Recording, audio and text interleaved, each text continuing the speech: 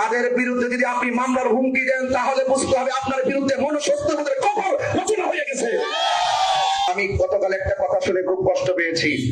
চা শ্রমিকদের মধ্যে একটা লোক নাকি আওয়ামী লীগের কোন পদে আছে, তাকে নাকি হুমকি দেওয়া হয়েছে যে তুমি যদি তেরিমিরি করো তাহলে কিন্তু মামলায় ঢুকাই দেবো।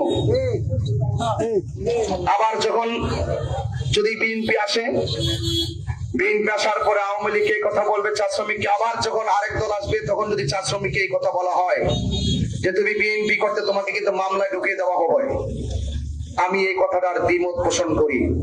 এই মাধবপুর চুনারঘাটের সবচাইতে নিরীহ এবং শান্তিপ্রিয় লোকেরা চা বাগানের লোক। চা শ্রমিকরা আপনাকে অনেক ভালোবাসে।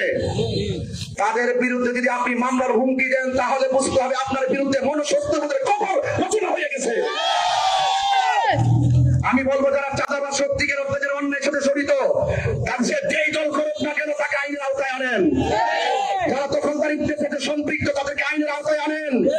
যারা এই দেশের টাকা পয়সা লুটপাট করে বিদেশে পাচার করে দিয়েছে তাদেরকে ফাইন্ড আউট করে আইনের আওতায় আনেন।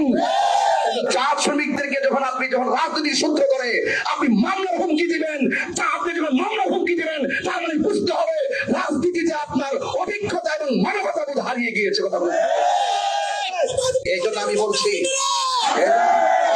এই জন্য আমি বলতে চাই আপনারা সবাই আমার কথা শুনতেছেন।